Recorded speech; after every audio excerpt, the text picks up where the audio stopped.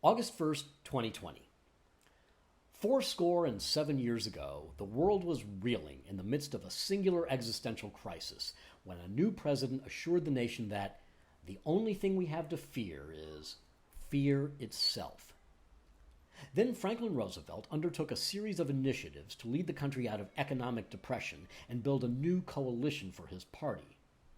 While some of Roosevelt's signature efforts would be deemed unconstitutional, there is no question that, by taking action, he showed true leadership as the U.S. dug out of the Great Depression. While most Americans loved FDR enough to re-elect him 3 times, some truly hated him and considered him a traitor to his class for his support of the less fortunate, including to some extent racial minorities, at the perceived expense of the wealthy.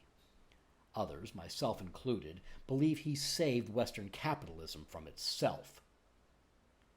Today, of course, the world is facing several interrelated existential crises. A global pandemic has wrought economic havoc and, together, combined to exacerbate and shine a light on racial inequality in the U.S. and elsewhere.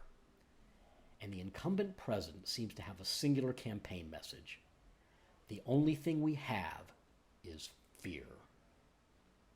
The politics of fear is nothing new. Roman rulers understood it and used it to protect an expanding empire that eventually collapsed under its own weight. In this country, fear has been a key element, perhaps the key element, sustaining one party or the other for 160 years. Although Democrats were the first to capitalize on the irrational fears of whites, especially in the South, during and after the Civil War, scaring white people has been the Republican Party's raison d'etre since 1965. From Nixon's Southern strategy, designed to ward off the electoral threat of a racist Democratic challenger in 1968, to George H.W. Bush's campaign to paint his lame opponent as weak on black crime, to baseless claims that Mexicans are coming for your jobs, Republicans have hardly been shy in their efforts to stoke fear among their base.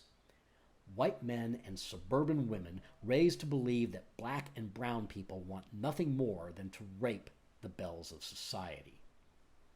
Donald Trump is both the product and the embodiment of this culture of fear. We in general, and Republicans in particular, created this monster.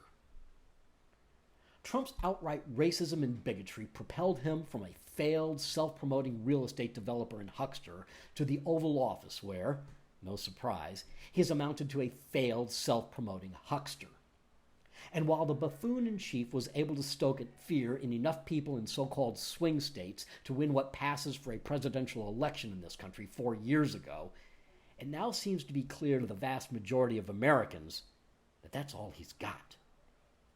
Of course, it's not the fear-mongering that may bring Trump down, but his utter ineptitude and inability to provide leadership during the sickness.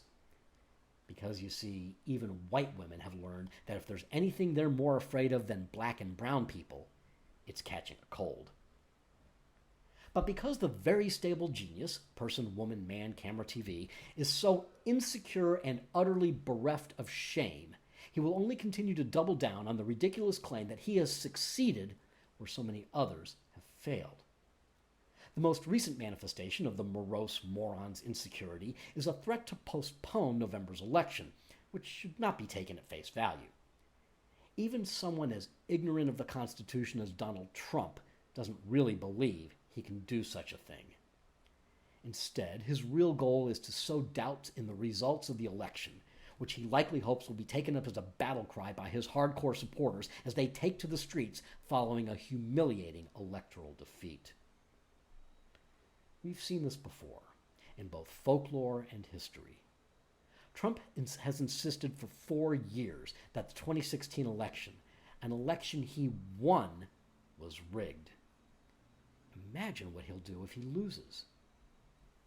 The emperor has no clothes, and he is very afraid.